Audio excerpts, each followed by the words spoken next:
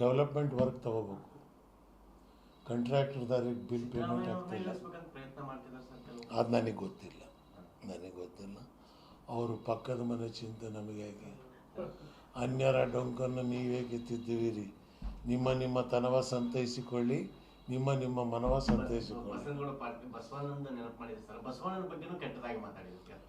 ಅದಕ್ಕೆ ಹೇಳಿದ್ನಲ್ಲ, ಅವರಿಗೆ ಕೂಡಲೇ ಮೆಂಟಲ್ ಹಾಸ್ಪಿಟ್ಲಿಗೆ ನನಗೆಲ್ಲ ಎಲ್ಲಿ ಇವರೇ ಕೂಡಲ ಸಂಘದಾಗ ಹೋಗಿ ಹಾರ್ತಾರೋ ಅಂತ ಅನುಮಾನ ಶುರುವಾಗ್ಯದ. ಫ್ರಸ್ಟ್ರೇಟ್ ಆಗ್ಯಾರ ಬಸವನಗೌಡರು.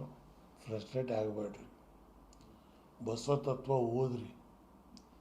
ಸಿರಿಗೆರೆ ಮಠಕ್ಕೆ ಹೋಗಿ ಸಾಣೆಹಳ್ಳಿ ಸ್ವಾಮಿಗಳ ಹತ್ರ ಕೂತು ಮುದ್ದೆ, ಸೊಪ್ಪಿನ ಸಾರು, ಬೆಳಗ್ಗೆ 3 ಗಂಟೆಗೆ ತಣ್ಣೀರು ಸ್ನಾನ ಮಾಡಿ ಮಡಿ ಬಟ್ಟೆಯಲ್ಲಿ ಕೂತ್ಕೊಂಡು ಬಸವ ಆರಾಧನೆಯನ್ನು ಮಾಡಿ, ಬಸವಣ್ಣನ ಕೃಪೆಯಿಂದ ನಿಮಗೆ ಒಂದು ಜ್ಞಾನೋದಯ ಆಗತ್ತೆ ಅನ್ನೋ ವಿಶ್ವಾಸ ನನಗಿದೆ.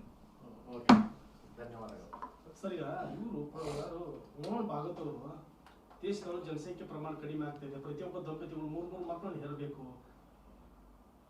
ಹೆರಬೇಡ ಅಂತ ನಾವೆಲ್ಲ ಹೇಳಿದ್ವಿ? ಅವರೇ ಮದುವೆ ಆಗ್ತಾ ಇಲ್ಲ, ಅವ್ರು ಫಸ್ಟ್ ಆಗಲ್ಲ.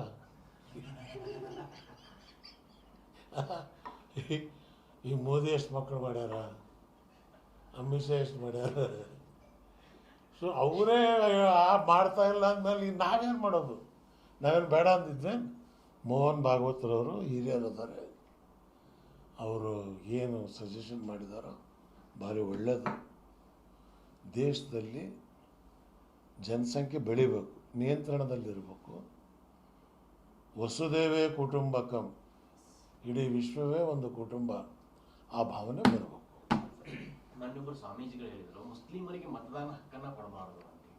ಚಂದ್ರಶೇಖರ ಸ್ವಾಮೀಜಿ ಇಲ್ಲ, ಅವರು ಕೂಡಲೇ ಅಪಾಲಜಿ ಕೇಳಿದ್ರು.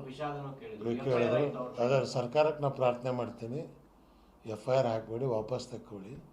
ಹಿರಿಯರು ಅದಾರ ಅವರು. ಒಂದು ಸಲ ವಿಷಾದ ವ್ಯಕ್ತಪಡಿಸಿದ ಮೇಲೆ ಅದು ಅಲ್ಲಿಗೆ ಬಿಡ್ಬೇಕು. ನಾವು ಒಂದು ಮಠಕ್ಕೆ ಕೂತಿದ್ದಾರೆ, ಕಾವಿ ಹಾಕಿದ್ದಾರೆ, ಆ ಕಾವಿಗೆ ನಾವು ಗೌರವ ಕೊಡಬೇಕಾಗುತ್ತೆ. ಇದು ನನ್ನ ವ್ಯಕ್ತಿಗತವಾದಂಥ ಪ್ರಾರ್ಥನೆ ಸರ್ಕಾರಕ್ಕೆ. ಧನ್ಯವಾದ.